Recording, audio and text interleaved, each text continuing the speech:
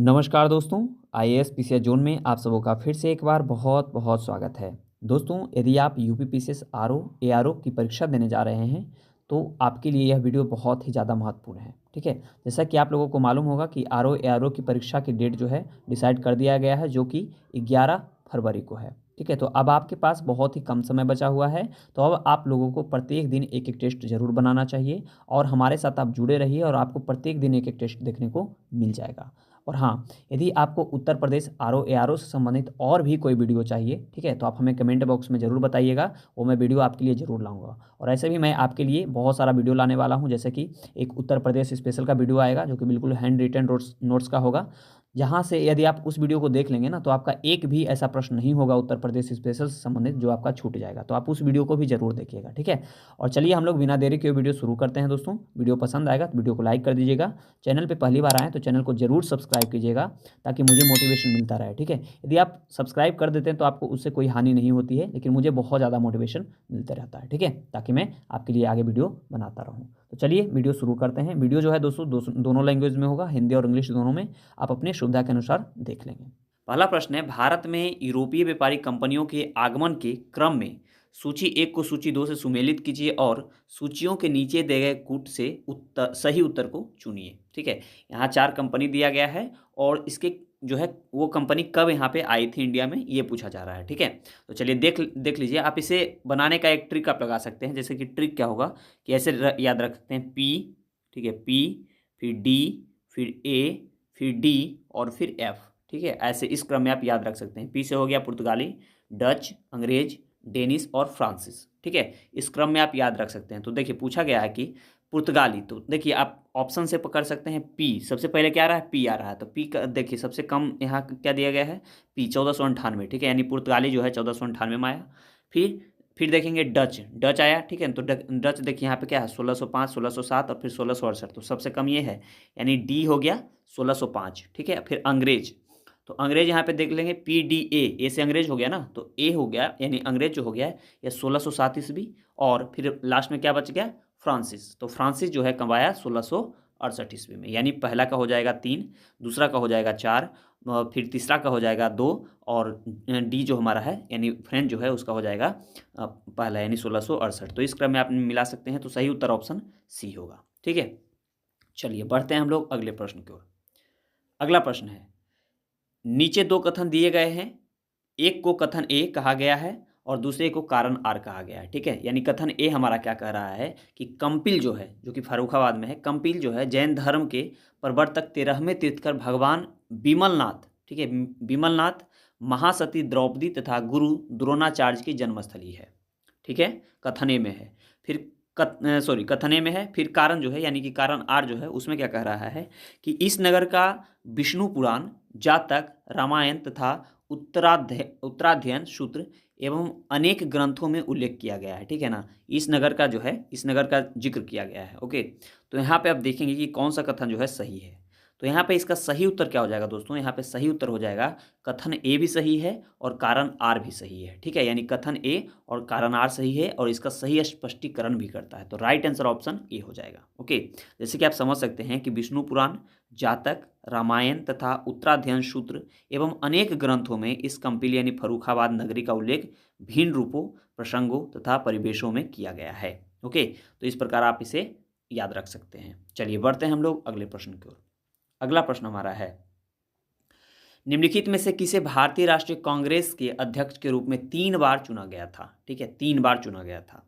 तो यहाँ ऑप्शन में दिया गया है सुरेंद्र नाथ बैनर्जी, फिरोज शाह मेहता, दादा भाई नौरोजी और महात्मा गांधी। ठीक है, तो देखिए यहाँ पे इसका सही जो उत्तर हो जाएगा दोस्तों, ये हो जाएगा ऑप्शन सी, दादा भाई नौरोजी। ठीक है, दादा भाई नौरोजी को जो है grand old man of India के रूप में भी जाना जाता है, आप याद रख सकते हैं। और वह भारतीय राष्ट्रीय कांग्रेस यानी कि इंडियन नेशनल कांग्रेस के संस्थापक सदस्यों में से एक थे, दादा भाई नौरोजी। वे 3 बार यानी कि 1886, ठीक है, याद रख सकते हैं 1886 जो कि कलकत्ता अधिवेशन था। फिर 1893, ठीक है, 1893 हो गया आपका, 1893 लाहौर अधिवेशन। ठीक है, फिर 1906, ओके, 1906 जो हो गया आपका कलकत्ता अधिवेशन। ये तीनों में जो है ये सदस्य रहे थे। ठीक है, तो आप इसे याद रख सकते हैं। इसका राइट आंसर क्या हो जाएगा दोस्तों, इसका राइट आंसर ऑप्शन सी हो जाएगा, दादा भाई नौरोजी। अगला प्रश्न है, भारतीय राष्ट्रीय कांग्रेस के निम्नलिखित नेताओं में से कौन एक उदारवादी नेता के रूप में नहीं जाना जाता है? ठीक है, उदारवादी नेता नहीं है। देखिए, सबसे पहले तो दो टाइप के होंगे, एक गरमपंथी और एक नरमपंथी। ठीक है, यानी पूछा जा रहा है इसमें से जो है कौन से जो हैं वो गरमपंथी नरमपंथी नहीं है। ठीक है, नरमपंथी इसमें से 4 ऑप्शन दिया गया है इसमें से, यानी उदारवादी नरमपंथी नहीं है। ठीक है, देखिए यदि हम बात करें गरम दल का, ठीक है ना, तो गरम दल में मेन जो 3 नाम है उसे आप याद रख सकते हैं, लाल, बाल और पाल। ठीक है, लाल बाल और पाल। ठीक है, लाल, बाल और पाल, ये 3 नाम याद रख सकते हैं। ठीक है, लाला लाजपत राय, बाल गंगाधर तिलक और बिपिन चंद्र पाल, ये तीनों जो हैं ये गरमपंथी हैं। ठीक है, ठीक है, गरमपंथी हैं, तो यहाँ पे सही उत्तर क्या हो जाएगा? Option D, Bipin Chandra Pal. ये जो है गरमपंथी हैं, बाद ये तीनों जो हैं क्या है? ये नरमपंथी हैं। ठीक है, चलिए बढ़ते हैं हम लोग अगले प्रश्न की ओर। अगला प्रश्न हमारा है, स्थानीय स्वशासन के जनक के रूप में कौन प्रसिद्ध है? स्थानीय स्वशासन के जनक के रूप में। ठीक है, तो यहाँ पे देखेंगे दोस्तों, तो इसका राइट आंसर क्या हो जाएगा? इसका राइट आंसर हो जाएगा ऑप्शन ए, लॉर्ड रिपन। ठीक है, क्या हो जाएगा? Lord Ripon. भारत में ब्रिटिश शासनकाल में लॉर्ड रिपन को जो है भारत में स्थानीय स्वशासन का जनक माना जाता है। वर्ष 1882 में उन्होंने स्थानीय स्वशासन संबंधी प्रस्ताव भी दिया था। कब दिया था? 1882 में। तो आप इस डेट को भी याद रख सकते हैं।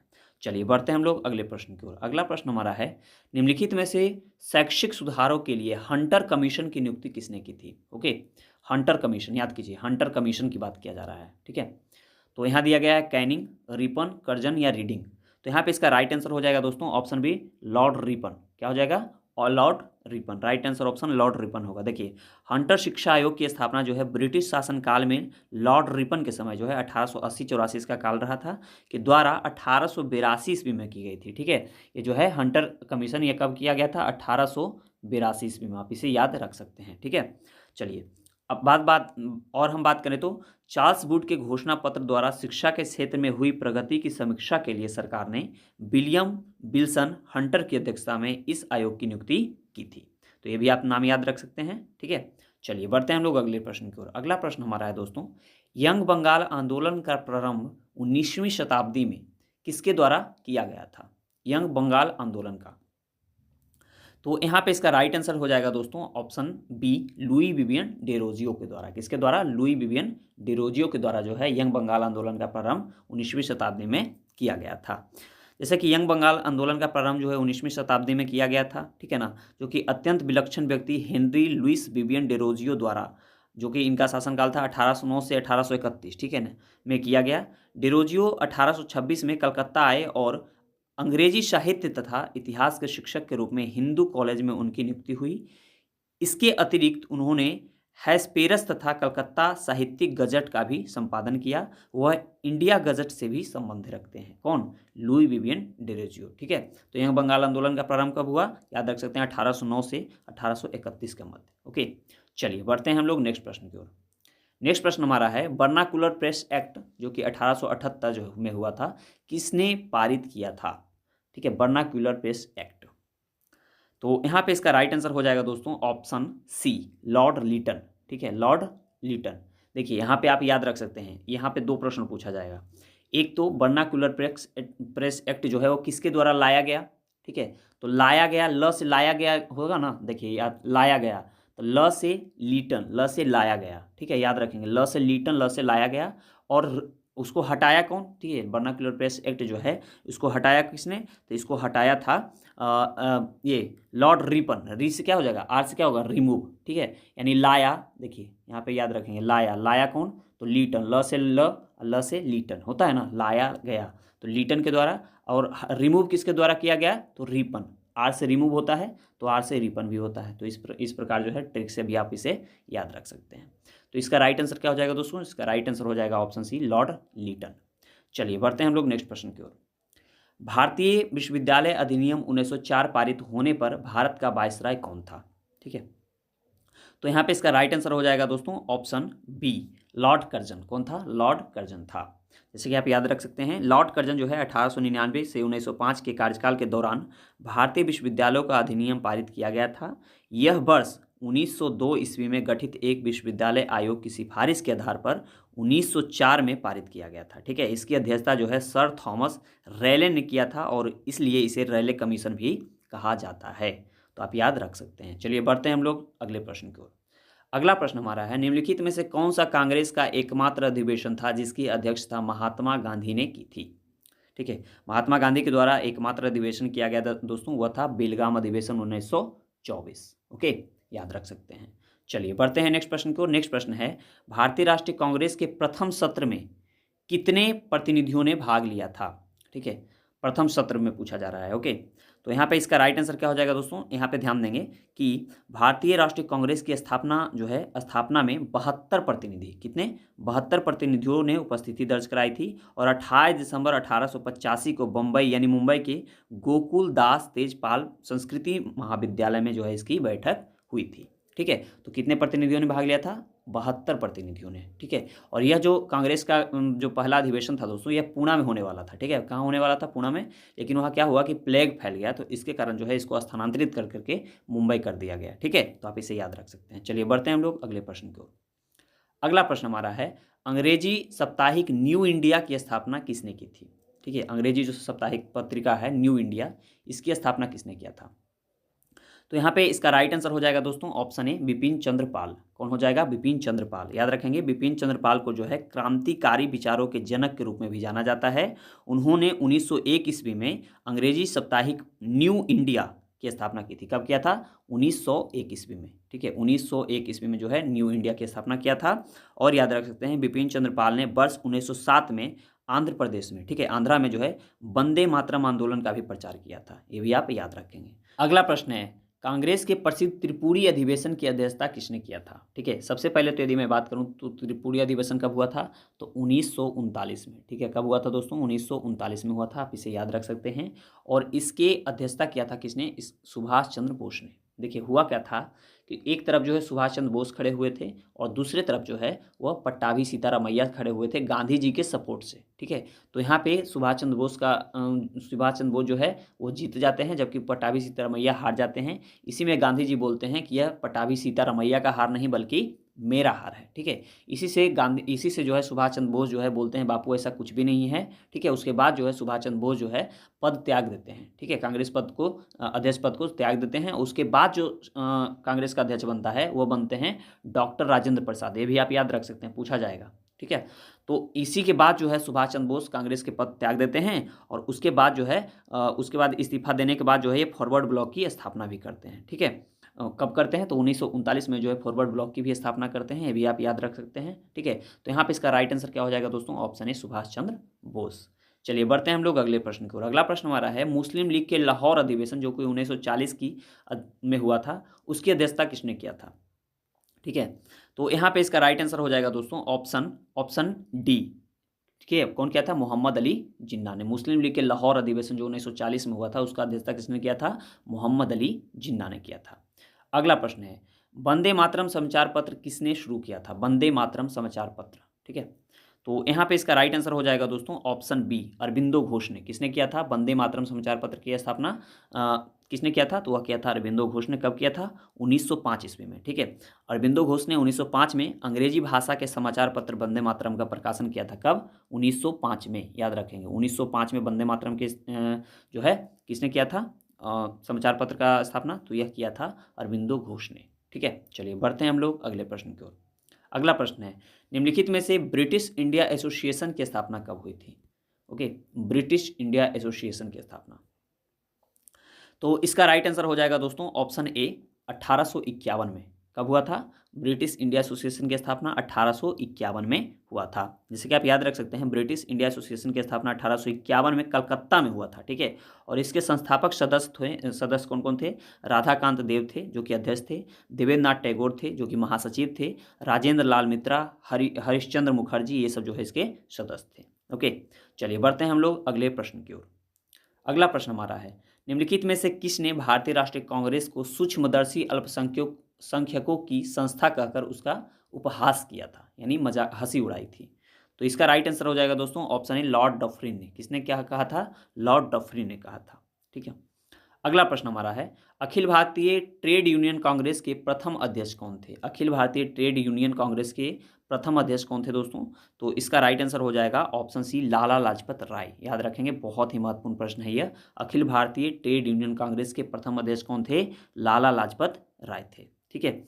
अखिल भारतीय, यहाँ पे ध्यान देंगे कि जवाहरलाल नेहरू 3 बार कांग्रेस के अध्यक्ष बने। जवाहरलाल नेहरू जो है 1929 में लाहौर अधिवेशन के अध्यक्ष थे। इस अधिवेशन में पूर्ण स्वराज की मांग रखी गई थी। सरदार वल्लभ भाई पटेल जो है बारदोली आंदोलन से जुड़े थे। उन्हें जो है भारत का बिस्मार्क कहा जाता है, ये भी आपको मालूम होगा। ओके, तो चलिए यहाँ पे इसका राइट आंसर क्या हो जाएगा, ऑप्शन सी, लाला लाजपत राय। अगला प्रश्न है दोस्तों, निम्नलिखित में से सीमांत गांधी यानी कि खान अब्दुल गफ्फार खान ने किस आंदोलन में सक्रिय रूप से भाग लिया था? ठीक है, तो यहाँ पे इसका राइट आंसर हो जाएगा दोस्तों, याद रखेंगे ऑप्शन ए, सविनय अवज्ञा आंदोलन में। ठीक है, सविनय अवज्ञा आंदोलन में। ओके, अब खान अब्दुल गफ्फार खान एक राजनीतिक और आध्यात्मिक नेता थे जो अपने अहिंसक विरोध और आजीवन शांतिवादी और धर्मनिष्ठ मुस्लिम के रूप में पहचाने जाते थे। खान अब्दुल गफ्फार खान ने उत्तर पश्चिम सीमांत प्रांत में सविनय अवज्ञा आंदोलन में सक्रिय रूप से भाग लिया था। ठीक है, तो इसका राइट आंसर ऑप्शन ए होगा। अगला प्रश्न है, खुदीराम बोस और प्रफुल्ल चाकी को किस मामले में गिरफ्तार किया गया था? ठीक है, खुदीराम बोस और प्रफुल्ल चाकी को, तो यहाँ पे इसका राइट आंसर हो जाएगा दोस्तों ऑप्शन सी, मुजफ्फरपुर बम कांड में। ओके, तो राइट आंसर क्या होगा यहाँ पे, ऑप्शन सी, मुजफ्फरपुर बम कांड में। नेक्स्ट प्रश्न है, निम्नलिखित में से किस आंदोलन के दौरान बिहार में चौकीदारी टैक्स का विरोध हुआ था? ठीक है, चौकीदारी टैक्स का जो है विरोध हुआ था। तो यहाँ पे इसका राइट आंसर क्या हो जाएगा दोस्तों, इसका राइट आंसर हो जाएगा ऑप्शन सी, सविनय अवज्ञा आंदोलन के समय। ठीक है, यहाँ भी इसका राइट आंसर ऑप्शन सी होगा। अगला प्रश्न है, निम्नलिखित में से कौन जो है कलकत्ता का संस्थापक था? कलकत्ता का, ठीक है, कलकत्ता का पूछा जा रहा है। तो यहाँ पे इसका राइट आंसर हो जाएगा ऑप्शन बी, जॉर्ज चार्नक। कौन था? जॉर्ज चार्नक था। ओके, चलिए बढ़ते हैं हम लोग अगले प्रश्न की ओर। नेक्स्ट प्रश्न है, निम्नलिखित में से किसे स्वर्ग से जन्मा सेना नायक कहा गया है? स्वर्ग से जन्म लेने वाला सेना नायक, तो वह किसको कहा गया है? वह कहा गया है रॉबर्ट क्लाइव के बारे में। ठीक है, राइट आंसर ऑप्शन बी होगा। अगला प्रश्न है, खुदीराम बोस को निम्नलिखित में से किस जेल में फांसी दी गई थी? खुदीराम बोस को, ठीक है, तो यहाँ पे इसका राइट आंसर क्या हो जाएगा दोस्तों, इसका राइट आंसर हो जाएगा ऑप्शन सी, मुजफ्फरपुर जेल में। ठीक है, खुदीराम बोस को। ओके, इनकी जो देखिए यहाँ पे याद करेंगे, एच किंग्सफोर्ड जो है बंगाल के जिला मजिस्ट्रेट की हत्या की साजिश के आरोप में खुदीराम बोस, इनके साथी जो है क्रांतिकारी प्रफुल्ल चाकी के साथ को 18 साल की उम्र में 11 अगस्त 1908 ईस्वी को मुजफ्फरपुर जेल में फांसी दी गई थी। इस घटना को मुजफ्फरपुर षड्यंत्र के नाम से भी जाना जाता है। ओके, तो इस डेट को भी आप याद रखेंगे, 11 अगस्त 1908 ईस्वी। अगला प्रश्न है, गांधी इरविन समझौते पर हस्ताक्षर किए गए थे। तो गांधी इरविन जो समझौता हुआ था दोस्तों, उस पर कब हस्ताक्षर किया गया था? तो यहाँ पे इसका राइट आंसर क्या हो जाएगा, उसका राइट आंसर हो जाएगा ऑप्शन डी, 5 मार्च 1931 को। ठीक है, 5 मार्च 1931 को जो है गांधी इरविन समझौते पर हस्ताक्षर किया गया था। और गांधी, यहाँ पे देखेंगे, गोलमेज 3 गोलमेज सम्मेलन हुआ था। प्रथम गोलमेज सम्मेलन, द्वितीय गोलमेज सम्मेलन और तृतीय गोलमेज सम्मेलन। ठीक है, तो प्रथम गोलमेज सम्मेलन जो है 1930 में हुआ था, याद रखेंगे। द्वितीय गोलमेज सम्मेलन 1931 में और तृतीय जो है 1932 में हुआ था। ठीक है, तो आप इस तीन जो है डेट को याद रखेंगे। हाँ, और एक प्रश्न यहाँ से ये पूछा जाएगा कि कौन से गोलमेज सम्मेलन में जो है गांधी जी ने भाग लिया था या कांग्रेस ने भाग लिया था? तो वह लिया था द्वितीय गोलमेज सम्मेलन में। ठीक है, बाद बाकी ये तीनों में भाग नहीं लिया था कांग्रेस ने। ओके, हाँ, और आपसे ये भी पूछा जाएगा कि तीनों गोलमेज सम्मेलन में किसने भाग लिया था? तो हरिजन संघ की ओर से जो है किसने लिया था? यह लिया था भीमराव अंबेडकर ने। ठीक है, तो ये भी आप याद रखेंगे। तो यहाँ पे इसका राइट आंसर हो जाएगा ऑप्शन डी, 5 मार्च 1931 को, जब ये गांधी इरविन समझौता हुआ था उसके बाद ही गांधी जी जो है द्वितीय गोलमेज सम्मेलन में भाग लेने के लिए इंग्लैंड पहुंचे थे। चलिए बढ़ते हैं हम लोग अगले प्रश्न की ओर। अगला प्रश्न हमारा है, निम्नलिखित में से कौन सी लड़ाई जो है भारत में एंग्लो फ्रांसीसी प्रतिद्वंदिता में निर्णायक साबित हुई थी? ठीक है, तो यहाँ पे इसका राइट आंसर क्या हो जाएगा दोस्तों, इसका राइट आंसर हो जाएगा ऑप्शन बी, बांडीवास का युद्ध। ठीक है, कौन सा हो जाएगा? बांडीवास का युद्ध हो जाएगा। ठीक है, बांडीवास का युद्ध जो है 22 जनवरी 1760 में लड़ा गया था। ठीक है, 22 जनवरी 1760 में, आप इस डेट को भी याद रख सकते हैं। अगला प्रश्न है, निम्नलिखित में से कौन व्यक्तिगत चटगांव शस्त्रागार छापे से जुड़ा था? ठीक है, चटगांव शस्त्रागार छापे से। तो यहाँ पे इसका राइट आंसर हो जाएगा दोस्तों ऑप्शन बी, अर्धेंदु दस्तीदार। कौन था? अर्धेंदु दस्तीदार था। ओके, यहाँ पे आप याद रखेंगे। चलिए बढ़ते हैं हम लोग अगले प्रश्न की ओर। अगला प्रश्न हमारा है, निम्नलिखित में से किस वंश के शासन काल में नालंदा और विक्रमशिला विश्वविद्यालय की स्थापना की गई थी? ठीक है, नालंदा और विक्रमशिला विश्वविद्यालय की। तो यहाँ पे इसका राइट आंसर हो जाएगा दोस्तों ऑप्शन बी, पाल के समय में। ठीक है, किसके समय में? पाल के समय में जो है किया गया था। जैसा कि आपको मालूम होगा कि जो ये कुमारगुप्त है, कुमारगुप्त ही ने जो है नालंदा विश्वविद्यालय की स्थापना की थी। आप इसे याद रख सकते हैं। अगला प्रश्न है, 21 अक्टूबर 1943 को सुभाष चंद्र बोस ने स्वतंत्र भारत की अनंतिम, ठीक है, अनंतिम पूछा गया यहाँ पे, ठीक है, अनंतिम सरकार के या तो अंतरिम सरकार में पूछा जा सकता है, अंतरिम सरकार के गठन की घोषणा निम्नलिखित में से कहाँ पर की थी, ठीक है। तो यहाँ पे इसका राइट आंसर क्या हो जाएगा दोस्तों? इसका राइट आंसर हो जाएगा ऑप्शन ए, सिंगापुर में। कहाँ किया गया था? सिंगापुर में। अगला प्रश्न है, भारत का राष्ट्रगान जन गण मन पहली बार भारतीय राष्ट्रीय कांग्रेस के किस सत्र में गाया गया था? ओके, तो यहाँ पे इसका राइट आंसर क्या हो जाएगा दोस्तों? इसका राइट आंसर हो जाएगा ऑप्शन ए, कलकत्ता अधिवेशन, ठीक है। कलकत्ता अधिवेशन में जो है 27 दिसंबर 1911 को भारतीय राष्ट्रीय कांग्रेस की कलकत्ता अधिवेशन में जो है जन गण मन गाया गया था। जन गण मन को रविन्द्रनाथ टैगोर ने बंगाली भाषा में लिखा था।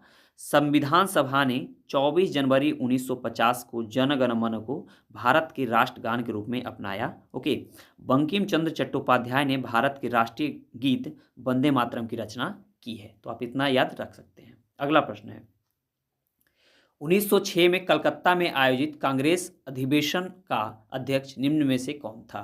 1906 में कलकत्ता अधिवेशन याद रखेंगे, ठीक है। तो यहाँ पे इसका राइट आंसर हो जाएगा दोस्तों ऑप्शन बी, दादा भाई नौरोजी। कौन थे? दादा भाई नौरोजी हैं। ओके, देखेंगे कि इस अधिवेशन में नरम दल और गरम दल के बीच मतभेद उभर कर सामने आया था। ओके, इस मतभेदों के कारण जो है 1907 के सूरत अधिवेशन, ठीक है, 1907, ये बहुत ही इंपॉर्टेंट है, 1907 के सूरत अधिवेशन, ठीक है, सूरत अधिवेशन में जो है वह गरम दल और नरम दल में विभाजन हो जाता है, ठीक है, आप याद रख सकते हैं। और यदि मैं बात करूं 1906 का, तो 1906 में ही जो है वह ढाका में मुस्लिम लीग की भी स्थापना हुई थी। ओके, तो इसलिए इस प्रकार यहाँ पे इसका राइट आंसर क्या हो जाएगा दोस्तों? ऑप्शन बी, दादा भाई नौरोजी। अगला प्रश्न हमारा है, असहयोग आंदोलन किस कांग्रेस अधिवेशन में अपनाया गया था? ठीक है, असहयोग जो है, असहयोग आंदोलन किस कांग्रेस अधिवेशन में अपनाया गया था? तो यहाँ पे इसका राइट आंसर हो जाएगा दोस्तों ऑप्शन बी, नागपुर अधिवेशन 1920 में, ठीक है। अगला प्रश्न है, निम्नलिखित में से किस अधिवेशन में कांग्रेस का विभाजन हुआ था? देखिए ये प्रश्न अभी ही आया था। तो यहाँ पे इसका राइट आंसर क्या हो जाएगा दोस्तों? इसका राइट आंसर हो जाएगा ऑप्शन डी, सूरत अधिवेशन 1907 में। अगला प्रश्न है, निम्नलिखित में से किस कांग्रेस अधिवेशन में पूर्ण स्वराज की मांग को अपनाया गया था? ओके, तो यहाँ पे इसका राइट आंसर हो जाएगा दोस्तों ऑप्शन डी, लाहौर अधिवेशन में। कौन से अधिवेशन में? लाहौर अधिवेशन में। नेक्स्ट प्रश्न है, 1924 ईस्वी में कांग्रेस के बेलगांव शिखर सम्मेलन के दौरान कांग्रेस के अध्यक्ष कौन थे? तो इसका राइट आंसर हो जाएगा ऑप्शन डी, कौन थे? एम के गांधी, यानी कि मोहनदास करमचंद गांधी, यानी महात्मा गांधी, ठीक है। राइट आंसर हो जाएगा ऑप्शन डी, जो कि एकमात्र अधिवेशन के अध्यक्ष रहे थे। अगला प्रश्न है, दादा भाई नौरोजी निम्नलिखित में से किस समाचार पत्र के संपादक थे? ठीक है, दादा भाई नौरोजी। तो यहाँ पे इसका राइट आंसर हो जाएगा दोस्तों ऑप्शन बी, राष्ट्र गुप्तार का। किसका थे? राष्ट्र गुप्तार जो है यह दादा भाई नौरोजी का ही पत्रिका है, समाचार पत्र है, ठीक है, आप इसे याद रख सकते हैं। अगला प्रश्न है, प्रांतों में द्वैध शासन की समाप्ति की सिफारिश निम्न में से किस अधिनियम के द्वारा की गई थी? तो यहाँ पे इसका राइट आंसर हो जाएगा दोस्तों, याद रखेंगे, भारत सरकार अधिनियम 1935 के द्वारा, ठीक है, प्रांतों में द्वैध शासन की समाप्ति, ठीक है। अगला प्रश्न है, 1927 में मंदिर प्रवेश आंदोलन किसने शुरू किया था? तो यहाँ पे इसका राइट आंसर क्या हो जाएगा दोस्तों? इसका राइट आंसर हो जाएगा option C, B R Ambedkar ने, यानी भीमराव अंबेडकर ने जो है 1927 में मंदिर प्रवेश आंदोलन शुरू किया था। ओके, नेक्स्ट प्रश्न है, अलीगढ़ आंदोलन निम्नलिखित में से किसके द्वारा शुरू किया गया था? अलीगढ़ आंदोलन। तो यहाँ पे इसका राइट आंसर हो जाएगा दोस्तों, याद रखेंगे, इसका राइट आंसर हो जाएगा option D, sir Syed Ahmad Khan के द्वारा, ठीक है, राइट आंसर ऑप्शन डी होगा। चलिए बढ़ते हैं हम लोग अगले प्रश्न की ओर। अगला प्रश्न हमारा है, महात्मा गांधी द्वारा भारत छोड़ो आंदोलन निम्नलिखित में से किस शहर से शुरू किया गया था? तो यहाँ पे इसका राइट आंसर हो जाएगा दोस्तों ऑप्शन डी, बम्बई से। कहाँ से किया गया था? बम्बई से किया गया था, 8 अगस्त 1942 को, याद रखेंगे, 8 अगस्त 1942 भारत छोड़ो आंदोलन, ठीक है। इसी में जो है महात्मा गांधी ने डू एंड डाई, यानी करो और मरो का भी नारा दिया था।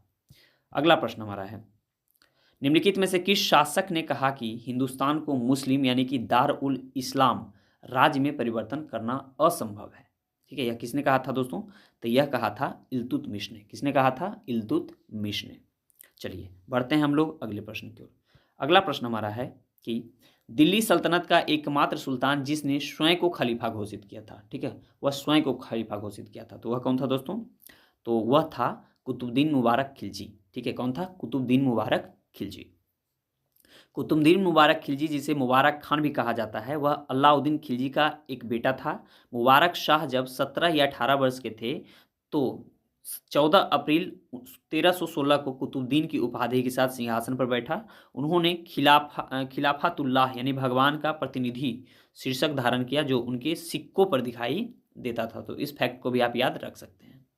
अगला प्रश्न हमारा है, मध्यकालीन भारतीय इतिहास में निम्नलिखित में से चौधरी कौन होता था? ठीक है, चौधरी। तो यहाँ पे इसका राइट आंसर हो जाएगा दोस्तों ऑप्शन ए, 100 गांवों के प्रमुख अधिकारी को जो है चौधरी कहा जाता था। क्या कहा जाता था? चौधरी। ओके, नेक्स्ट प्रश्न है, भारत में पहली तुर्की मस्जिद निम्नलिखित में से कौन सी है? पहली तुर्की मस्जिद, ठीक है। तो यहाँ पे इसका राइट आंसर हो जाएगा दोस्तों कुतुब उल इस्लाम मस्जिद। कौन था? कुतुब उल इस्लाम मस्जिद। राइट आंसर ऑप्शन बी होगा। नेक्स्ट प्रश्न है, मध्यकालीन भारतीय इतिहास में किसे जो है मध्यकालीन संगीत का संस्थापक माना जाता है? मध्यकालीन संगीत का, तो ये यहाँ पे इसका राइट आंसर हो जाएगा ऑप्शन बी, अमीर खुसरो को। किसको माना जाता है? अमीर खुसरो को। नेक्स्ट प्रश्न है, बांग्ला साहित्य की प्रथम रचना निम्नलिखित में से कौन सी है? बांग्ला साहित्य की प्रथम रचना, तो यहाँ पे इसका राइट आंसर हो जाएगा दोस्तों ऑप्शन सी। क्या हो जाएगा? Option C, Charyapada. कौन सा है? चर्यापद जो है बांग्ला साहित्य की प्रथम रचना है, याद रखेंगे। अगला प्रश्न है, गुलरुखी उपनाम से कौन सा शासक फारसी में कविताएं लिखा करता था? गुलरुखी उपनाम से, तो वह कौन था दोस्तों? तो वह था सिकंदर लोदी। याद रखेंगे, कौन था? सिकंदर लोदी। ये बहुत ही महत्वपूर्ण प्रश्न है, याद रखेंगे। नेक्स्ट प्रश्न है, अटाला मस्जिद का निर्माण किस शासक ने करवाया था? अटाला मस्जिद का, तो यहाँ पे इसका राइट आंसर हो जाएगा दोस्तों ऑप्शन ए, इब्राहिम शर्की ने। किसने करवाया था? इब्राहिम शर्की ने। सन 1408 ईस्वी में इब्राहिम शर्की ने इस मस्जिद को निर्माण करवाया, जो जौनपुर में अन्य मस्जिदों के निर्माण के लिए आदर्श मानी गई। इसकी ऊंचाई जो है दोस्तों वह 100 फीट से अधिक है। इसका निर्माण जो है 1393 ईस्वी में फिरोज शाह ने शुरू कराया था, याद रखेंगे। ओके, नेक्स्ट प्रश्न है, गुजरात के किस शासक को जरबख्श की उपाधि दी गई थी? जरबख्श की उपाधि। ओके, तो यहाँ पे इसका राइट आंसर हो जाएगा ऑप्शन डी, महमूद बेगड़ा को। इसको दिया गया था महमूद बेगड़ा को। नेक्स्ट प्रश्न है, निम्नलिखित में से साहित्यकारों ने किसे 3 समुद्रों का स्वामी कहा है? 3 समुद्रों का स्वामी, ठीक है, 3 समुद्रों का स्वामी। तो यह किसको कहा गया है? तो वह कहा गया है बुक्का प्रथम को। ओके, बुक्का प्रथम को जो है 3 समुद्रों का स्वामी कहा गया है, याद रखेंगे। नेक्स्ट प्रश्न है, दिल्ली नामक सिक्का किस शासक ने चलवाया था? तो इसका राइट आंसर हो जाएगा दोस्तों ऑप्शन बी, मोहम्मद गौरी ने। दिल्ली नामक सिक्का किसने चलवाया था? मोहम्मद गौरी ने। नेक्स्ट प्रश्न है, निम्नलिखित में से किस संगम वंशीय राजा ने चीन में एक दूत मंडल भेजा था? ठीक है, चीन में एक दूत मंडल भेजा था। तो यहाँ पे इसका राइट आंसर हो जाएगा दोस्तों ऑप्शन सी, बुक्का प्रथम ने। बुक्का प्रथम जो है वह चीन में भी अपना एक दूत मंडल भेजा था। नेक्स्ट प्रश्न है, स्वामी दयानंद सरस्वती का मूल नाम निम्नलिखित में से क्या है? बहुत ही फेमस क्वेश्चन है, ठीक है, उत्तर प्रदेश का, सॉरी यूपीपीसीएस का। तो यहाँ पे इसका राइट आंसर क्या हो जाएगा दोस्तों? इसका राइट आंसर हो जाएगा ऑप्शन डी, मूल शंकर। ठीक है, स्वामी दयानंद सरस्वती का मूल नाम क्या है? मूल शंकर है। नेक्स्ट प्रश्न है, निम्नलिखित दार्शनिकों और उनके दर्शन समूहों में से कौन सा या से जो है सही नहीं है? यहाँ पे ध्यान देना है, कौन सा सही नहीं है। तो चलिए देख लेते हैं हम लोग यहाँ पे। तो देखिए, शंकराचार्य अद्वैतवाद बिल्कुल सही है, ठीक है। बल्लवाचार्य शुद्ध द्वैतवाद, यह भी सही है। फिर जो है चैतन्य जो है विशिष्ट अद्वैत, यहाँ पे देखिए ये गलत हो जाएगा, ठीक है। विशिष्ट अद्वैत जो है वह किनका है? रामानुजाचार्य का है, ना कि चैतन्य का है। तो यहाँ पे इसका राइट आंसर क्या हो जाएगा? ऑप्शन सी हो जाएगा, ठीक है। नेक्स्ट प्रश्न है, शाहजहां ने निम्नलिखित में से किस शहर में मोती मस्जिद बनवाई थी? मोती मस्जिद, तो मोती मस्जिद जो है दोस्तों कहाँ बनाया गया था? आगरा में बनवाया गया था, ठीक है। राइट आंसर ऑप्शन सी होगा। नेक्स्ट प्रश्न है, मुगल जागीर निम्नलिखित में से क्या थी? मुगल जो जागीर थी वह क्या थी? तो मुगल जागीर क्या थी दोस्तों? तो यह जमींदारी संपत्ति होती थी। क्या होती थी? जमींदारी संपत्ति थी मुगल जागीर, ठीक है। राइट आंसर ऑप्शन बी होगा। नेक्स्ट प्रश्न है, लाख बख्श की उपाधि निम्नलिखित में से किस शासक को दी गई थी? लाख बख्श की उपाधि, ओके। तो यहाँ पे ध्यान देंगे, लाख बख्श की उपाधि जो है दोस्तों किसको दिया गया था? तो लाख बख्श की उपाधि जो है वह दिया गया था कुतुबुद्दीन ऐबक को, ठीक है। लाखों को दान देने वाला किसे कहा गया था? कुतुबुद्दीन ऐबक को। नेक्स्ट प्रश्न है, महाबलीपुरम के रथों का निर्माण किसके शासनकाल में हुआ था? महाबलीपुरम के रथों का निर्माण, तो इसका राइट आंसर हो जाएगा दोस्तों ऑप्शन डी, पल्लवों के द्वारा। किसके द्वारा? पल्लवों के द्वारा हुआ था।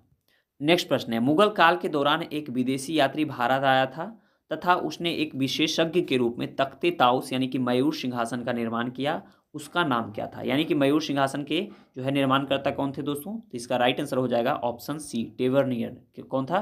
टेवर्नियर था। ठीक है।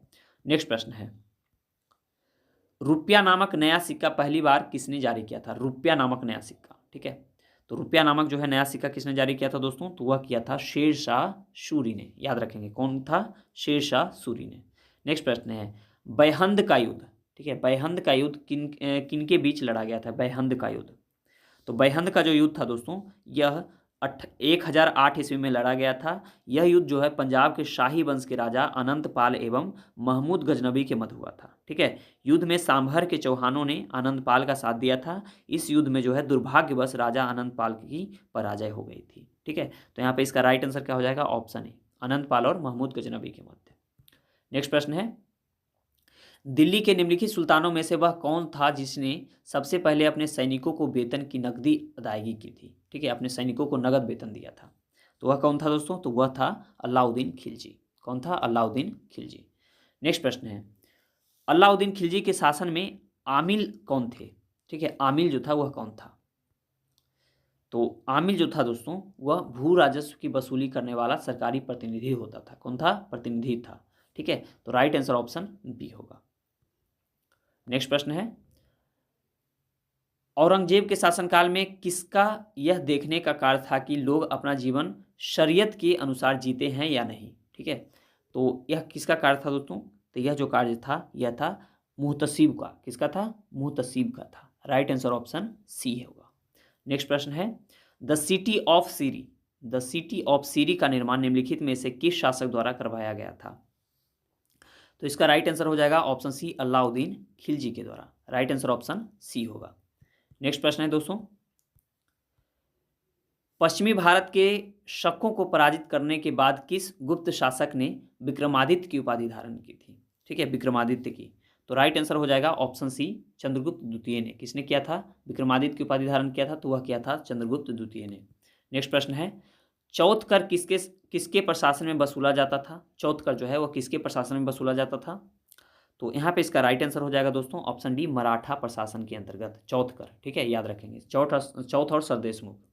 नेक्स्ट प्रश्न है, निम्नलिखित में से गायत्री मंत्र किस वेद में दिया गया है? ठीक है, गायत्री मंत्र, तो यहाँ पे इसका राइट आंसर हो जाएगा दोस्तों ऑप्शन सी, ऋग्वेद में। ठीक है, ऋग्वेद में जो है गायत्री मंत्र दिया गया है। ठीक है, याद रखेंगे गायत्री मंत्र ऋग्वेद के 3रे मंडल में दिया गया है, ये भी आप याद रखेंगे। ठीक है, क्योंकि ये पूछा जाता है। अगला प्रश्न है, निम्नलिखित में से कौन विजयनगर साम्राज्य की प्राचीन राजधानी थी? विजयनगर जो साम्राज्य थी दोस्तों, उसकी प्राचीन राजधानी कौन थी? तो यहाँ पे इसका राइट आंसर हो जाएगा दोस्तों ऑप्शन सी, हम्पी। कौन था? विजयनगर की जो है प्राचीन राजधानी कौन थी? वह थी हम्पी। नेक्स्ट प्रश्न है, चंद्रगुप्त मौर्य ने किस यूनानी शासक को हराया था? चंद्रगुप्त मौर्य ने जो है किस यूनानी शासक को हराया था दोस्तों? तो वह हराया था सेल्यूकस को। किसको हराया था? सेल्यूकस को हराया था। नेक्स्ट प्रश्न है, दस राजन युद्ध किस नदी के तट पर लड़ा गया था? दसराग युद्ध जो है वह किस नदी के तट पर लड़ाया गया था? तो वह लड़ा गया था पारुशनी नदी के तट पर। ठीक है, पारुशनी नदी के तट पर जो है दसराग युद्ध लड़ा गया था, आप याद रखेंगे। ठीक है, और यदि आपसे पूछ लिया जाए कि पारुशनी नदी का आधुनिक नाम क्या है दोस्तों, तो यह है पारुशनी नदी का आधुनिक नाम रावी है। कौन सा है? रावी नदी है। ठीक है, याद रखेंगे। अगला प्रश्न है, लौह प्रौद्योगिकी युग की शुरुआत कब हुई थी? लौह प्रौद्योगिकी युग की जो है शुरुआत कब हुई थी? तो इसका राइट आंसर हो जाएगा उत्तर वैदिक काल में। ठीक है, उत्तर वैदिक काल में, यानी राइट आंसर ऑप्शन बी होगा। चलिए बढ़ते हैं हम लोग अगले प्रश्न की ओर। अगला प्रश्न हमारा है दोस्तों, निम्नलिखित में से कौन सा ऐसी जो है सुमेलित कथन यहाँ पे नहीं है? एक तरफ तो वेद दिया गया है, दूसरी तरफ जो है ब्राह्मण ग्रंथ दिया गया है। ठीक है, चलिए हम लोग देख लेते हैं। पहला दिया गया है ऋग्वेद, जिसका ब्राह्मण ग्रंथ कौशितकी है, बिल्कुल यह सही है। फिर है सामवेद, जिसका कि ब्राह्मण ग्रंथ आर्य ब्राह्मण है, यह भी सही है। फिर दिया गया है अथर्ववेद, अथर्ववेद का जो है 26 ब्राह्मण ग्रंथ, यह जो है कथन दोस्तों यह गलत है। क्या हो जाएगा? यह जो है कथन वह गलत है, क्योंकि अथर्ववेद का जो ब्राह्मण ग्रंथ है वह है गोपत ब्राह्मण। क्या है? गोपत है। तो राइट आंसर हमारा यहाँ पे क्या हो जाएगा? ऑप्शन सी, क्योंकि ऑप्शन सी यहाँ पे जो है वह गलत दिया गया है। चलिए अगले प्रश्न की ओर बढ़ते हैं, यानी 74 नंबर प्रश्न हमारा जो है वह है, हड़प्पा सभ्यता के निम्नलिखित स्थलों में से कौन सा पाकिस्तान में स्थित नहीं है। ठीक है, पाकिस्तान में स्थित नहीं है। तो यहाँ पे ध्यान देंगे दोस्तों, पाकिस्तान की यदि बात किया जाएगा तो देखेंगे यहाँ पे कोटदीजी तो पाकिस्तान में है, चौहुंद्रो भी पाकिस्तान में है और मोहनजोदड़ो भी पाकिस्तान में है। तीन तो देखिए ऑप्शन से ही पता चल गया। ठीक है, ये तीनों जो क्या है पाकिस्तान में है, जबकि साटूगई जो है वह पाकिस्तान में नहीं है। आप इसे याद रखेंगे तो इसका राइट आंसर ऑप्शन क्या हो जाएगा, ऑप्शन सी हो जाएगा। यदि साटूगई की हम बात करेंगे दोस्तों तो साटूगई जो है वह अफगानिस्तान में है। ठीक है, कहाँ है, अफगानिस्तान में है। चलिए बढ़ते हैं अगले प्रश्न की ओर। 75 नंबर प्रश्न है, निम्नलिखित में से कौन सा भारत में पुरातात्विक महत्व का पूरा पाषाणिक स्थल है। ठीक है, पुरातात्विक महत्व का। तो यहाँ पे इसका राइट आंसर हो जाएगा दोस्तों ऑप्शन डी, हुंसगी। कौन है, हुंसगी। ओके, नेक्स्ट प्रश्न है, हड़प्पा कालीन स्थल दैमाबाद निम्नलिखित में से किस नदी के तट पर स्थित है। दैमाबाद, ठीक है, दैमाबाद जो है किस नदी के तट पर स्थित है दोस्तों। तो यहाँ पे इसका राइट आंसर हो जाएगा ऑप्शन बी, गोदावरी नदी के तट पर। ठीक है, दैमाबाद जो है गोदावरी नदी के तट पर स्थित है। नेक्स्ट प्रश्न है, निम्नलिखित में से कौन सा बंदरगाह जो है प्राचीन भारत में भारत के पूर्वी तट पर स्थित था। ठीक है, बहुत ही महत्वपूर्ण प्रश्न है, बीपीएससी के द्वारा पूछा गया था। ठीक है, तो यहाँ पे इसका ध्यान देंगे, इसका राइट आंसर हो जाएगा ताम्रलिपि। कौन हो जाएगा, ताम्रलिपि। ठीक है, कौन सा बंदरगाह जो है प्राचीन भारत में जो है भारत के पूर्वी तट पर स्थित है। देखें ऐसे आप याद रखेंगे, ये हो गया पूर्व तट, ये हो गया पश्चिम तट। ठीक है, तो पूर्वी तट पर कौन था, तो वह था ताम्रलिपि। नेक्स्ट प्रश्न है, निम्नलिखित में से कौन जो है प्राचीन भारत में पूर्वी तट के बंदरगाह थे। ठीक है, इस समय जो है पूर्वी तट का ही पूछा गया था, फिर यहाँ जो है पूर्वी तट का ही पूछा जा रहा है। ठीक है, तो यहाँ पे इसका राइट आंसर जो हो जाएगा दोस्तों वह हो जाएगा ऑप्शन सी, ताम्रलिपि, अरिकामेडु, कावेरीपट्टनम और घंटाशाला। ये तीनों जो है यह पूर्वी तट का बंदरगाह था। तो राइट आंसर ऑप्शन सी होगा। चलिए नेक्स्ट प्रश्न की ओर बढ़ते हैं, यानी 79 नंबर प्रश्न है जो है, सूची 1 को सूची 2 से आपको जो है यहाँ पे सही उत्तर को यहाँ पे आपको चुनना है। ठीक है, तो चलिए देख लेते हैं हम लोग। तो यदि मैं बात करूँ दोस्तों 79 का, तो देखेंगे यहाँ पे कि यदि मैं बात करूँ दैमाबाद का, तो ठीक है, तो दैमाबाद कहाँ है, महाराष्ट्र में है। ठीक है, फिर मैं बात करूँ यदि मांडा का, किसका बात करूँ दोस्तों, मैं बात करूँ यदि मांडा का। ठीक है, याद रखेंगे मांडा का, तो मांडा कहाँ है, मांडा जो है जम्मू कश्मीर में है। ठीक है, सुतका गेंडोर की यदि मैं बात करूँ तो सुतका गेंडोर जो है वह बालूचिस्तान में है, और आलमगीरपुर की बात करूँ तो वह मेरठ उत्तर प्रदेश में है। ठीक है, तो इस प्रकार यहाँ सही उत्तर हो जाएगा 3, 2, 4, 1। राइट आंसर ऑप्शन ए होगा। नेक्स्ट प्रश्न है, किस उपनिषद में देवकी पुत्र कृष्ण का उल्लेख घोर अंगिरस के शिष्य के रूप में किया गया है। तो इसका राइट आंसर हो जाएगा दोस्तों ऑप्शन ए, छांदोग्य उपनिषद में। ठीक है, कहाँ किया गया है, छांदोग्य उपनिषद में। नेक्स्ट प्रश्न है, बारदोली में किसान आंदोलन निम्नलिखित में से कब प्रारंभ हुआ था। बारदोली आंदोलन, ठीक है, बारदोली आंदोलन। तो बारदोली आंदोलन जो है दोस्तों वह हुआ था 1928 में। कब हुआ था, 1928 में हुआ था। और यही जो है बारदोली जो आंदोलन है, याद रखेंगे बारदोली सत्याग्रह जो है भारतीय राष्ट्रीय आंदोलन का सबसे संगठित और सफल किसान आंदोलन रहा है। यह आंदोलन सरकार द्वारा 30% कर वृद्धि के विरोध में शुरू हुआ था। ठीक है, और 1928 में बारदोली आंदोलन का नेतृत्व सरदार वल्लभ भाई पटेल ने किया था। सरकार द्वारा नियुक्ति अधिकारी जो है ब्रूमफील्ड और राजस्व अधिकारी मैक्सवेल ने मामले की जांच की और वृद्धि को गलत मानते हुए कर को जो है घटाकर 6.03% कर दिया। ठीक है, आंदोलन की सफलता के लिए महिलाओं ने जो है पटेल को सरदार की उपाधि प्रदान की। तो ये भी प्रश्न पूछा जाता है। चलिए बढ़ते हैं अगले प्रश्न की ओर। अगला प्रश्न है, निम्नलिखित में से किसने वैशेषिक दर्शन का मूल पाठ लिखा है। ठीक है, वैशेषिक दर्शन का। तो यहाँ पे इसका राइट आंसर हो जाएगा दोस्तों ऑप्शन ए, कणाद ने। किसने लिखा है, कणाद ने।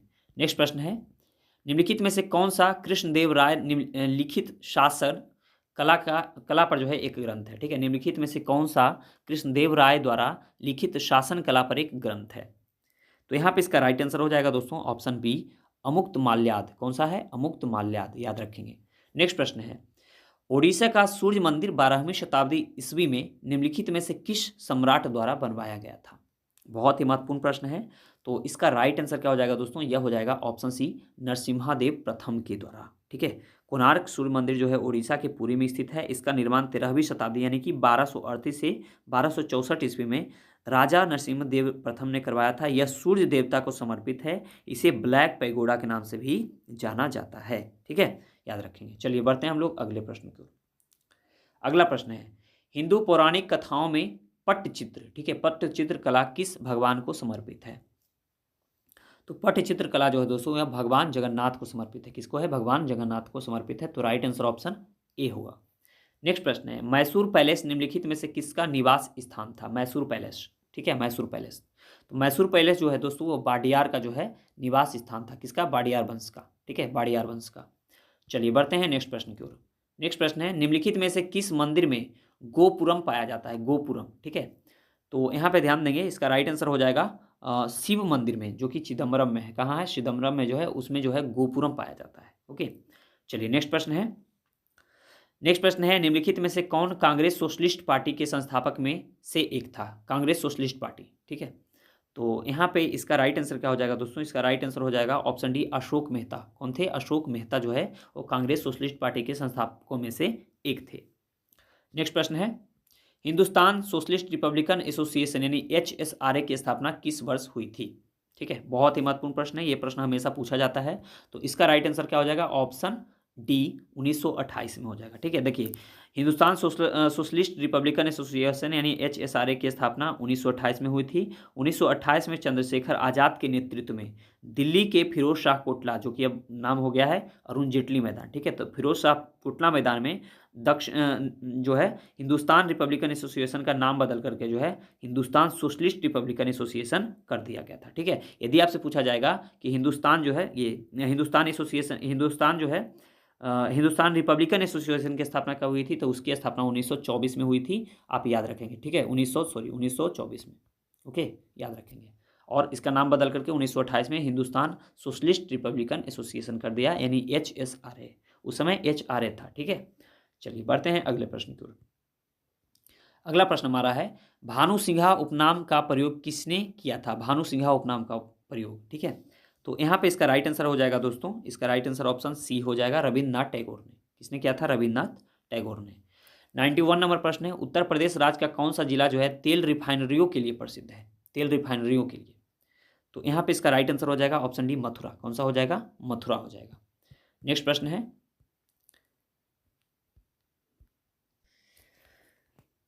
नेक्स्ट प्रश्न है, निम्नलिखित में से उत्तर प्रदेश का कौन सा जिला जो है क्षेत्रफल की दृष्टि से सबसे छोटा है? ठीक है दोस्तों, सबसे छोटा पूछा गया है। तो यहाँ पे इसका राइट आंसर हो जाएगा ऑप्शन डी, हापुड़। कौन सा हो जाएगा? हापुड़ जो है उत्तर प्रदेश का सबसे छोटा जिला है निम्नलिखित के अनुसार। ठीक है, नेक्स्ट प्रश्न है, निम्नलिखित में से किस देश की सीमा जो है भारतीय राज्य उत्तर प्रदेश के साथ लगती है? ठीक है, भारतीय राज्य उत्तर प्रदेश के साथ लगती है। तो देखेंगे उत्तर की ओर जो है एकमात्र सीमा किससे लगती है? नेपाल से लगती है। ठीक है, तो यहाँ ऑप्शन में नेपाल नहीं दिया गया है, तो इसलिए इसका राइट आंसर ऑप्शन डी हो जाएगा। ठीक है, नेक्स्ट प्रश्न है, उत्तर प्रदेश का कौन सा शहर जो है बड़ी मात्रा में बर्तनों पर इनेमल प्लेंटिंग और जटिल नक्काशी के लिए प्रसिद्ध है? ओके, तो यहाँ पे इसका राइट आंसर हो जाएगा दोस्तों ऑप्शन बी, मुरादाबाद। कौन सा है? मुरादाबाद। नेक्स्ट प्रश्न है, निम्नलिखित में से कौन सा उत्तर प्रदेश में सबसे लोकप्रिय लोक नृत्य है? सबसे लोकप्रिय लोक नृत्य। ओके, तो इसका राइट आंसर क्या हो जाएगा दोस्तों? इसका राइट आंसर हो जाएगा ऑप्शन बी, नौटंकी। नौटंकी जो है उत्तर प्रदेश का एक लोकप्रिय नृत्य है। नेक्स्ट प्रश्न है, निम्नलिखित में से कौन सा शहर जो है उर्दू कवि मिर्जा गालिब और संगीतकार उस्ताद फैयाज खान का जन्म स्थान है? तो कौन सा स्थान है दोस्तों? वह है आगरा। याद रखेंगे, ऑप्शन बी। नेक्स्ट प्रश्न है, निम्नलिखित में से किस शहर में कैलाश मेला आयोजित किया जाता है? कैलाश मेला, ठीक है, तो कैलाश मेला कहाँ आयोजित किया जाता है? तो वह किया जाता है आगरा में। कहाँ किया जाता है दोस्तों? आगरा में किया जाता है। नेक्स्ट प्रश्न है, उत्तराखंड उत्तर प्रदेश से कब अलग हुआ था? ठीक है, कब अलग हुआ था? तो यहाँ पे इसका राइट आंसर क्या हो जाएगा? ऑप्शन डी, 9 नवंबर 2000 को। ठीक है, 9 नवंबर 2000 को। याद रखेंगे, उस 2000 में जो है 3 राज्य बना था। एक बना था उत्तराखंड, दूसरा बना था झारखंड और तीसरा बना था छत्तीसगढ़। ठीक है, तो उत्तराखंड जो बना था वह तो उत्तर प्रदेश से बना था विभाजित होकर के, झारखंड बना था बिहार से विभाजित होकर के, और छत्तीसगढ़ जो है मध्य प्रदेश से विभाजित होकर के बना था। ठीक है, तो 3 राज्य बना था, याद रखेंगे। नेक्स्ट प्रश्न है, उत्तर प्रदेश का पहला वन ग्राम कहाँ स्थित है? वन ग्राम, ठीक है, यानी वन ग्राम कहाँ स्थित है? तो इसका राइट आंसर क्या हो जाएगा? इसका राइट आंसर हो जाएगा ऑप्शन ए, सोनभद्र में। कहाँ है? सोनभद्र में जो है उत्तर प्रदेश का पहला वन ग्राम जो है स्थित है। नेक्स्ट प्रश्न है, 2011 की जनगणना के अनुसार 2010 से 2011 के दशक के बीच उत्तर प्रदेश की कुल जनसंख्या वृद्धि कितने प्रतिशत रही थी? देखिए, आप जो है ना एग्जाम देने जाएंगे तो 2011 का जो जनगणना है उसे बिल्कुल बहुत ही बढ़िया तरीके से, ठीक है, कर करके जाएंगे। ओके, यहाँ से प्रश्न पूछे जाएंगे। तो यहाँ पे इसका राइट आंसर क्या हो जाएगा दोस्तों, इसका राइट आंसर हो जाएगा 20.23%। कितना था, 20.23%। नेक्स्ट प्रश्न है, विश्व कुष्ठ रोग दिवस निम्नलिखित में से किस तारीख को मनाया जाता है, विश्व कुष्ठ रोग दिवस। ठीक है, तो यहाँ पे इसका राइट आंसर हो जाएगा दोस्तों ऑप्शन ए 29 जनवरी को। ठीक है, याद रखेंगे। अगला प्रश्न है, हाल ही में राष्ट्रीय फोरेंसिक विज्ञान विश्वविद्यालय की आधारशिला निम्नलिखित में से किसने रखी है। ओके, तो यहाँ पे इसका राइट आंसर हो जाएगा दोस्तों ऑप्शन सी अमित शाह ने। किसने रखा है, अमित शाह ने। नेक्स्ट प्रश्न है, GRASE और रोल्स रॉयल ने किस देश में समुद्री इंजन के निर्माण के लिए एक समझौता ज्ञापन पर हस्ताक्षर किए हैं। तो यहाँ पे इसका राइट आंसर हो जाएगा दोस्तों ऑप्शन सी भारत ने। ठीक है, कहाँ, भारत ने। चलिए बढ़ते हैं हम लोग नेक्स्ट प्रश्न की ओर। नेक्स्ट प्रश्न है, IMF ने किस वर्ष भारतीय आर्थिक विकास दर को धीमी होकर 6.1% रहने की आशंका जाहिर की है। ठीक है, तो वह किया है 2023 को। नेक्स्ट प्रश्न है, वैश्विक कार्यक्रम बायोएशिया 2023 किस राज्य में आयोजित किया जाएगा। ओके, तो यहाँ पे इसका राइट आंसर हो जाएगा दोस्तों ऑप्शन सी तेलंगाना में। कहाँ किया जाएगा, किया गया, तेलंगाना में किया गया। ठीक है, नेक्स्ट प्रश्न है, अंतर्राष्ट्रीय मुद्रा कोष यानी IMF के कार्यकारी बोर्ड ने किस देश के लिए 4.7 बिलियन अमेरिकी डॉलर के ऋण को मंजूरी दी है। तो कौन से देश के लिए दिया है, तो वह दिया था बांग्लादेश के लिए। ठीक है, राइट आंसर ऑप्शन सी हो जाएगा। नेक्स्ट प्रश्न है हमारा कि 30वीं राष्ट्रीय बाल विज्ञान कांग्रेस निम्नलिखित में से किस शहर में आयोजित की गई। ओके, तो यहाँ पे इसका राइट आंसर हो जाएगा ऑप्शन बी अहमदाबाद में। कहाँ किया गया, अहमदाबाद में। नेक्स्ट प्रश्न है, निम्नलिखित में से किस राज्य सरकार ने समग्र शिक्षा अभियान जो है शुरू किया है। तो वह किसने किया दोस्तों, तो वह किया है उत्तर प्रदेश ने। ठीक है, अपना उत्तर प्रदेश ने समग्र शिक्षा अभियान। नेक्स्ट प्रश्न है, अगस्त 2023 में 15वें ब्रिक्स शिखर सम्मेलन की मेजबानी निम्नलिखित में से कौन सा देश किया। ठीक है, ब्रिक्स सम्मेलन की। तो यहाँ पे इसका राइट आंसर क्या हो जाएगा, इसका राइट आंसर हो जाएगा ऑप्शन सी दक्षिण अफ्रीका ने। किसने किया, दक्षिण अफ्रीका ने। नेक्स्ट प्रश्न है, निम्नलिखित में से किस शिपयार्ड ने भारत का पहला स्वदेशी विमान वाहक विक्रांत बनाया है। तो वह किसने बनाया है, तो वह बनाया है कोचीन शिपयार्ड ने। किसने बनाया है, कोचीन शिपयार्ड ने। राइट आंसर ऑप्शन ए हो जाएगा। नेक्स्ट प्रश्न है, हाल ही में खबरों में रहा गिंडी राष्ट्रीय उद्यान निम्नलिखित में से किस राज्य में स्थित है, गिंडी राष्ट्रीय उद्यान। तो इसका राइट आंसर हो जाएगा ऑप्शन ए तमिलनाडु में। कहाँ है, तमिलनाडु में। नेक्स्ट प्रश्न है, निम्नलिखित में से कालाजार को खत्म करने के लिए भारत का नया लक्ष्य वर्ष क्या है, कालाजार को खत्म करने के लिए। तो इसका राइट आंसर हो जाएगा ऑप्शन डी 2023। क्या है, 2023, याद रखेंगे 2023। ठीक है, चलिए बढ़ते हैं हम लोग नेक्स्ट प्रश्न की ओर।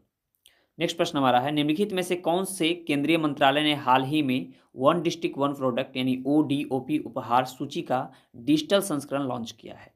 तो वह किसने किया है दोस्तों, तो यह किया है वाणिज्य और उद्योग मंत्रालय ने। ठीक है, राइट आंसर ऑप्शन बी होगा। नेक्स्ट प्रश्न है, वैज्ञानिक और औद्योगिक अनुसंधान परिषद यानी CSIR की पहली महिला प्रमुख के रूप में किसे नियुक्त किया गया है। तो यहाँ पे इसका राइट आंसर हो जाएगा दोस्तों, इसका राइट आंसर हो जाएगा ऑप्शन ए डॉक्टर N कैलेसेल्वी को। ठीक है, ऑप्शन ए होगा। नेक्स्ट प्रश्न है, भारत की पहली स्वदेशी रूप से विकसित हाइड्रोजन फ्यूल सेल बस का उद्घाटन निम्नलिखित में से किस शहर में किया गया है। तो इसका राइट आंसर हो जाएगा दोस्तों ऑप्शन सी पुणे में। कहाँ किया गया, पुणे में। नेक्स्ट प्रश्न है, केंद्र सरकार ने जिला सुशासन पोर्टल विकसित करने के लिए निम्नलिखित में से किस राज्य के साथ सहयोग करने की योजना बनाई है। तो किसके साथ बनाई है दोस्तों, तो यह बनाया गया है किसके साथ, तो यह बनाया गया है अरुणाचल प्रदेश के साथ। राइट आंसर ऑप्शन ए होगा। नेक्स्ट प्रश्न है, वन नेशन वन फर्टिलाइजर योजना के तहत उर्वरक का नया ब्रांड नाम निम्नलिखित में से क्या है। तो इसका राइट आंसर हो जाएगा ऑप्शन ए भारत। क्या नाम है, भारत नाम है। नेक्स्ट प्रश्न है, निम्नलिखित में से प्रधानमंत्री नरेंद्र मोदी ने किस राज्य में होमी भाभा कैंसर अस्पताल और अनुसंधान केंद्र का उद्घाटन किया है। तो वह कहाँ किया है, तो वह किया है पंजाब में। याद रखेंगे, राइट आंसर ऑप्शन बी होगा। नेक्स्ट प्रश्न है, निम्नलिखित में से किस देश ने 2024 के बाद अंतर्राष्ट्रीय अंतरिक्ष स्टेशन छोड़ने का फैसला किया है। बहुत ही इंपॉर्टेंट प्रश्न है, याद रखेंगे। तो इसका राइट आंसर क्या हो जाएगा, इसका राइट आंसर हो जाएगा ऑप्शन डी रूस ने। किसने किया है, तो यह किया है रूस ने। नेक्स्ट प्रश्न है, ओडिशा के मुख्यमंत्री नवीन पटनायक द्वारा जारी पुस्तक लॉकडाउन रिलीक्स के नाम लेखक निम्नलिखित में से कौन है। ठीक है, तो यहाँ पे इसका राइट आंसर हो जाएगा संयुक्ता दास। कौन है दोस्तों, संयुक्ता दास जी हैं। नेक्स्ट प्रश्न है, निम्नलिखित में से किस राज्य की खगोलीय वेधशाला को महत्वपूर्ण लुप्तप्राय विरासत वेधशालाओं की यूनेस्को सूची में शामिल किया गया है। तो वह किया गया है बिहार को। किसको किया गया है, बिहार को। नेक्स्ट प्रश्न है the hero of Tiger Hill autobiography of a Paramvir पुस्तक किसने लिखी है? तो इसका राइट आंसर हो जाएगा ऑप्शन ए योगेंद्र यादव ने। किसने लिखा है? योगेंद्र यादव ने। नेक्स्ट प्रश्न है निम्नलिखित में से कौन सी दवा कंपनी ने भारत की पहली सर्वाइकल कैंसर वैक्सीन लॉन्च करने की घोषणा की है? तो यहाँ पे इसका राइट आंसर हो जाएगा दोस्तों option B Serum Institute of India ने। राइट आंसर ऑप्शन बी होगा। नेक्स्ट प्रश्न है भारत का पहला और दुनिया के सबसे बड़े कार्बन फाइबर संयंत्रों में से एक रिलायंस इंडस्ट्रीज का संयंत्र किस राज्य में स्थापित किया जा रहा है? तो यहाँ पे राइट आंसर हो जाएगा दोस्तों ऑप्शन बी गुजरात में। कहाँ किया जा रहा है? गुजरात में। नेक्स्ट प्रश्न है भारत सरकार ने जैव विविधता संरक्षण पर हाल ही में किस देश के साथ समझौता ज्ञापन पर हस्ताक्षर किए हैं? तो वह किसके साथ किया है? तो वह किया है नेपाल के साथ। ठीक है, राइट आंसर ऑप्शन सी हो जाएगा। Okay, right answer option C हो जाएगा। चलिए बढ़ते हैं हम लोग नेक्स्ट प्रश्न की ओर। नेक्स्ट प्रश्न है हमारा निम्नलिखित में से फोरेंसिक साक्ष्य के संग्रह को अनिवार्य बनाने वाला देश की पहली पुलिस किस राज्य की है?